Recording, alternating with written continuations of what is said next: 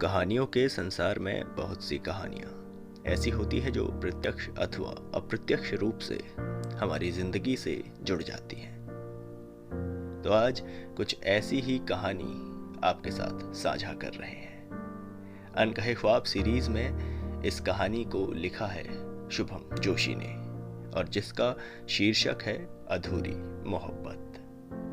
तो चलिए शुरुआत करते हैं आज की कहानी की। 10वीं की परीक्षा उत्तीर्ण करने के बाद अमित आगे की पढ़ाई के लिए अपने गांव से दूर शहर की ओर जाने की सोच रहा था और उसके इस प्रस्ताव को उसके घर वालों ने स्वीकार भी कर लिया था। घर में एक अलग खुशी का माहौल भी था और कहीं न कहीं यह चिंता भी कि अब घर से दूर रहकर कैसे वह अपने वक्त को मैनेज करेगा, क्योंकि अब अमित के ऊपर पढ़ाई के साथ ही और भी बहुत से कामों की जिम्मेदारी आने वाली थी।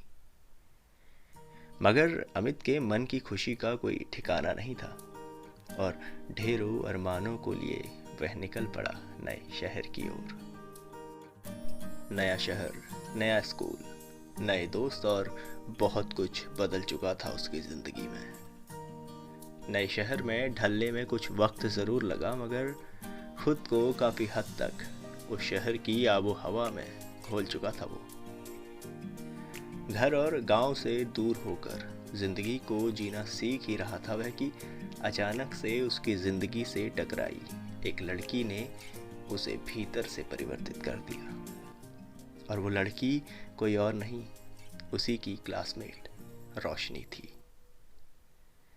रोशनी से अमित का टकराना अचानक ही स्कूल में चल रही एक क्लास के दौरान हुआ, जब रोशनी को अचानक से उल्टियाँ शुरू हो गई और वो क्लास से बाहर जाकर उल्टी कर रही थी कि अमित ने भी उसके पीछे दौड़ लगा दी और उसकी पीठ सहलाने लगा।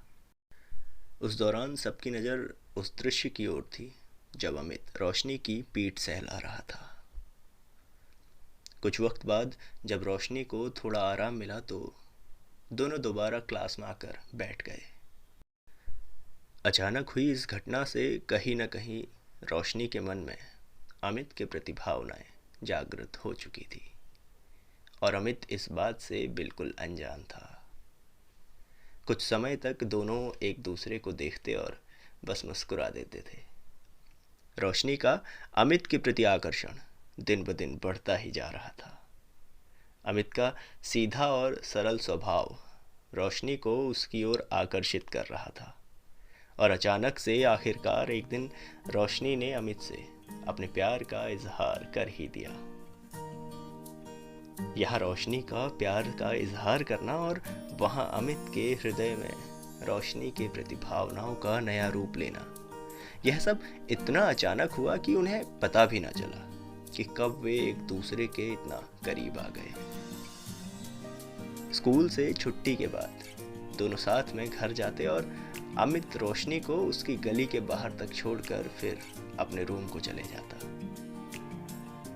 मेधावी अमित ने यह कभी नहीं सोचा था कि जिंदगी में कोई उसे भी इतना प्यार करने वाला मिलेगा। वैसे किसी ने सच ही कहा है कि जब प्यार होता है ना, तो फिर वह सारी सीमाओं से परे होकर होता है, और ऐसा ही कुछ उन दोनों के साथ भी हुआ था। दोनों ने अपने प्यार की शुरुआत जातिवाद की सीमाओं से परे होकर जो की थी।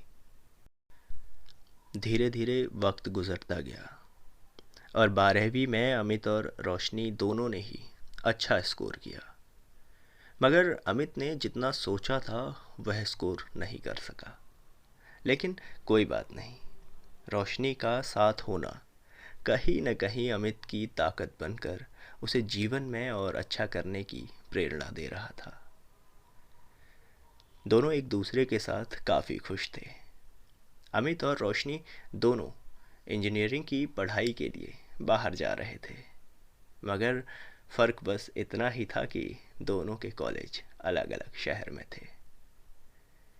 सोचा तो नहीं था एक दूसरे से इस कदर दूर होने का, मगर हालातों ने उन्हें एक दूसरे से दूर कर दिया था और दो शहरों के बीच की दूरी भी उनके प्यार में दूरियां नहीं ला पाई।